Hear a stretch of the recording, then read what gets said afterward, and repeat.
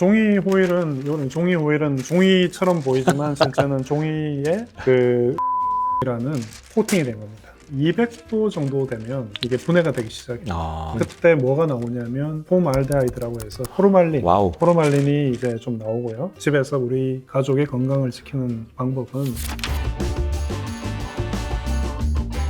안녕하십니까. 약들약의 고약사입니다. 화이팅 먼저 외치고 시작하겠습니다. 하나, 둘, 셋. 화이팅! 감사합니다. 자, 오늘도 우리 이광렬 교수님을 모시고 생활 속에서 노출되어 있는 주방이나 거실 이런 데 있는 건강에 영향을 줄 수 있는 이런 물건들을 좀 가져와 봤어요. 그래서 제가 모르는 영역을 교수님께서 잘 설명해 주실 겁니다. 우리 교수님 인사 한 번만 부탁드려도 될까요? 안녕하세요. 고려대학과 이광렬입니다.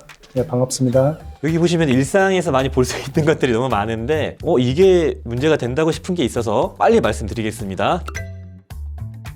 교수님, 그러면은 도마가 있더라고요. 예. 도마 중에서 좀 문제될 만한 것들, 또 건강에 영향을 줄 수 있는 것들, 상태에 따라서 그런 게 있던데 혹시 어떤 게 있을까요? 도마는 크게 이제 플라스틱 재질이 있고 그리고 나무 재질 이런 것들이 있지 않습니까? 플라스틱 같은 경우에는 세게 내리치다 보면 마모가 되고 그리고 흠집이 생기는 자국에 또 때리면 이제 작은 플라스틱들이 생기겠죠. 그러니까 미세 플라스틱 같은 것들이 생길 수가 있고 나무도 이제 마찬가지로 마모가 되지만 나무는 뭐 나무 조직 자체가 세균이 잘 붙어서 할 수 있는 그런 재질이다 보니까 세균이나 곰팡이 이런 것들도 좀 조심을 해야 되고요. 육안으로 확인을 좀 잘 해야겠네요. 나무 같은 경우는. 나무든 플라스틱인 간에 자국이 너무 많이 생겼다 그러면 일단 세균이 잘 붙어서 할 수 있겠구나. 플라스틱 같은 경우에는 자국이 너무 많으면 지금부터 미세 플라스틱 좀 많이 생기겠구나 이렇게 생각합니다. 상대적으로 그 플라스틱 도마는 저희가 이렇게 칼질을 하다 보면 흠이 생기잖아요. 예. 그럼 흠이 생기면 아무래도 코팅이 벗겨지고 미세 플라스틱이 방출될 가능성이 높아지는 건가요? 부서지는 거죠. 부서지게 보통 이제 부서지니까. P 뭐 이런 재질을 쓰는데 그나마 좀 괜찮은 재질을 얘기해 본다면은 열 가소성 폴리우레탄이라는 게 있어요. 고무같이 그런 플라스틱인데 이런 거는 이제 좀 탄성이 있습니다. 말랑말랑한 그건가요? 좀 탄성이 있어서 미세 플라스틱이 좀 떨어져 나올 가능성이 좀 낮아요. 열 가소성 폴리우레탄이요? 예, 그런 재질로 만든 도마가 있으면은 그런 거 좀 써보는 것도 괜찮겠습니다. 실례지만 교수님은 댁에서 어떤 거 쓰시는지 알 수 있을까요? 저는 나무 도마 쓰고 그리고 조금 전에 말씀드린 폴리우레탄 요걸 써서 그 뭐 과일이나 이런 거 자를 땐 그런 거 쓰고 좀 세게 내리쳐야 되는 것들은 나무 도마 쓰고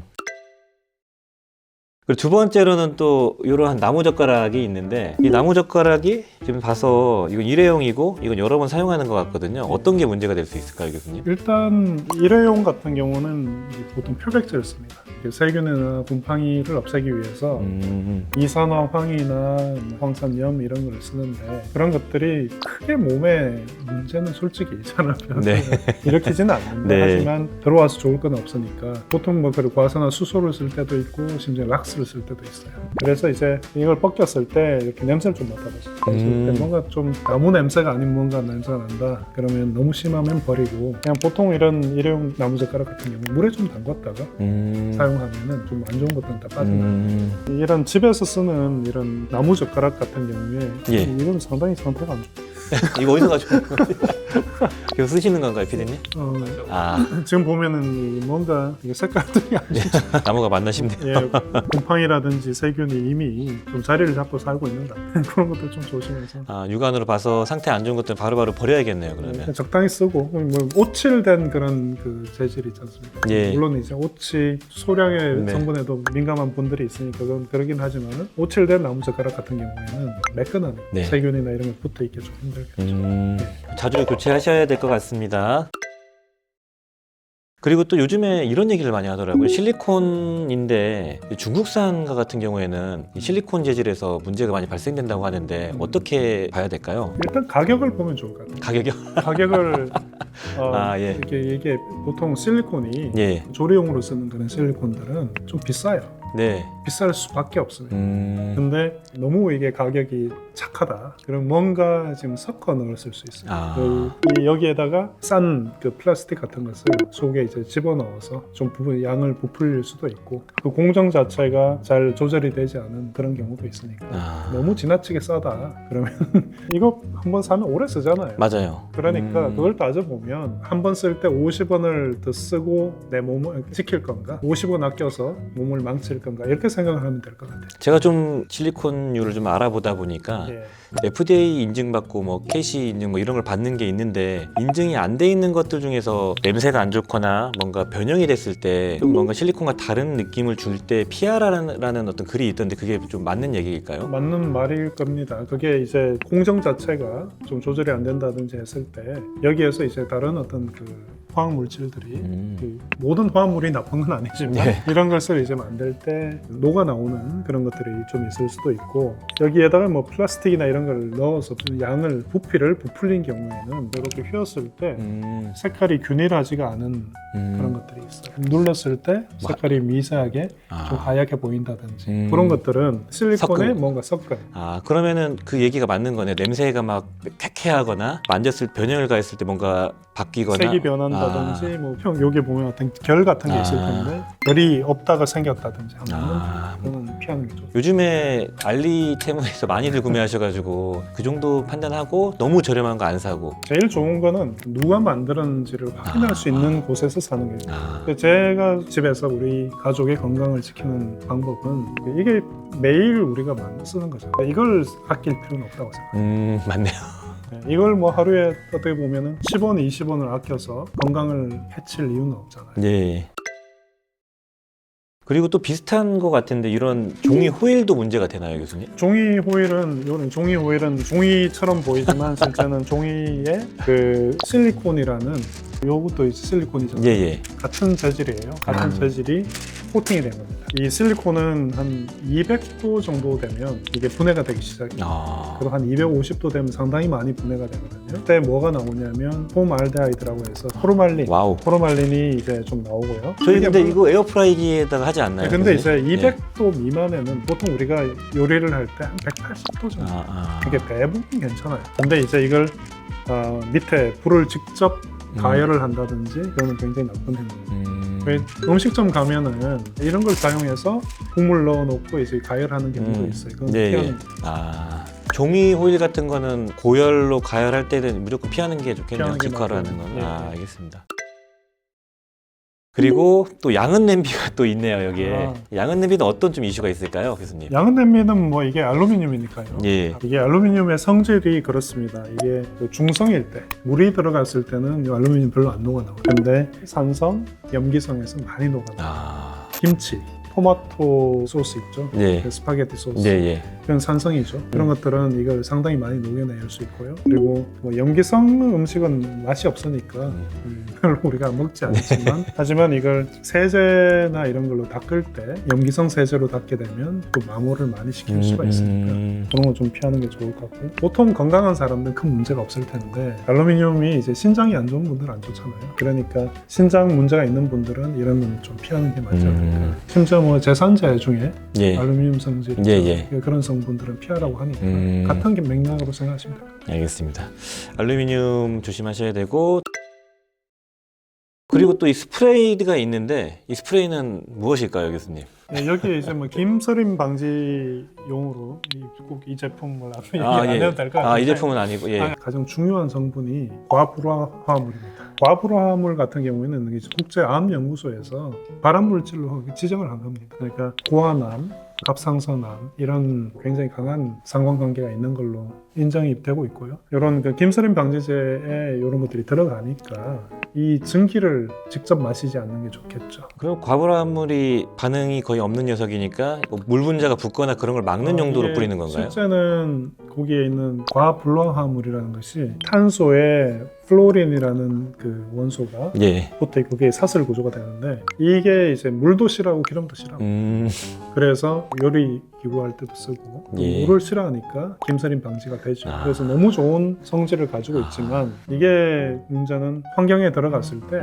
1000년, 2000년 지나도 분해가 안 됩니다. 그러겠네. 반응을 아예 안 하니까요. 그래서 영원한 화합물이란 이런 멋지죠. 영원한 화합물이구나. 그래서. 멋진 이름을 가졌지만 영원히 우리에게 남아서 독이 될 수도 있겠네. 그러니까 그런 것도 좀 피하는 게 좋겠습니다. 알겠습니다.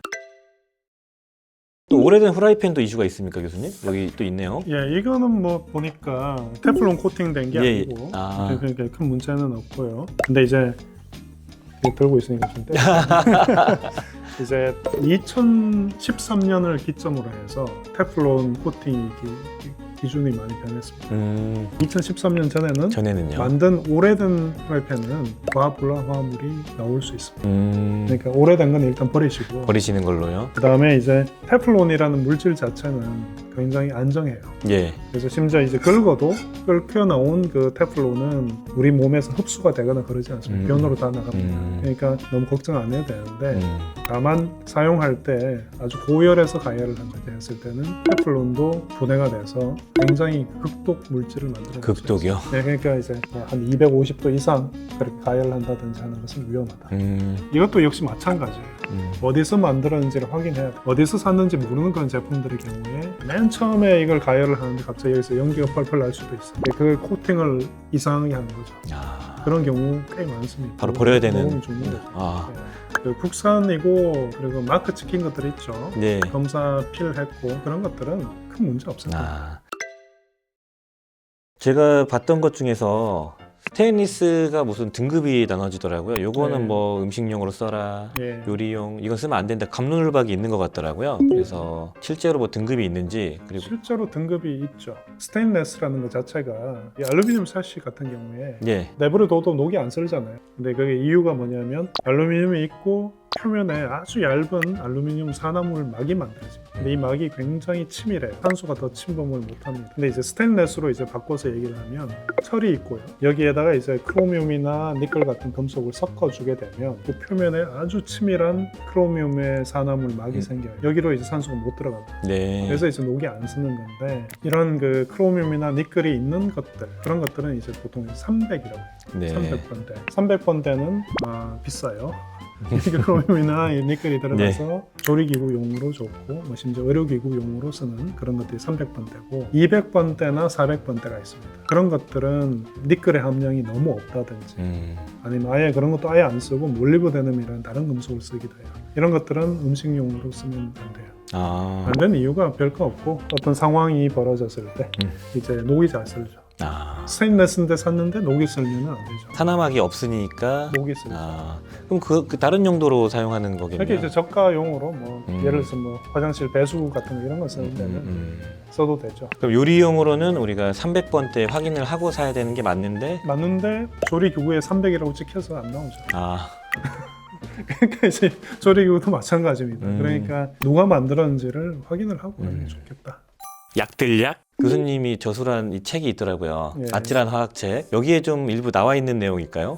제가 이제 여기 쓴 거는 우리가 먹는 약들이 어떤 성분하고 섞였을 때 뭐 독이 되는지 또 음식 속에 있는 어떤 독 성분이 뭐가 있는지 그런 이야기를 씁니다. 제가 빨리 봐야겠네요. 약국에 계신 분들은 항생제 먹을 때 우유를 안 먹는 게 상식이죠. 하지만 일반인들은 속이 쓰리니까 우유랑 먹는 것도 한다고.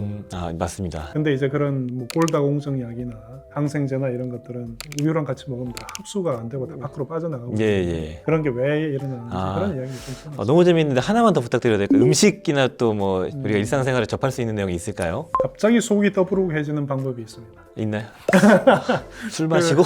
그 우유를 마시고 오렌지 주스를 한 컵 벌컥벌컥 마시면 확실히 더부룩해질 수가 있어요. 우유가 우리 위에 들어가면 우유 속에 카제인 단백질 있잖아요. 이게 산성 조건에서는 이게 응고가 돼서 치즈 덩어리가 되는데 그걸 더 빨리 만들어주는 게 오렌지 주스는 산성이잖아요. 네. 우유 마시고 오렌지 주스 마시고 우리 뭐 뷔페 가서 그렇게 하는 사람 많잖아요. 많죠. 근데 아이들도 많죠. 그렇게 마시면 여기서 이제 그 덩어리가 생겨버립니다. 애기들 그러다가 좀 뭐 체하기도 하고 그렇죠, 많이 더부룩하죠. 그거 되게 좋은 내용인 것 같습니다. 이거 너무 재밌는데.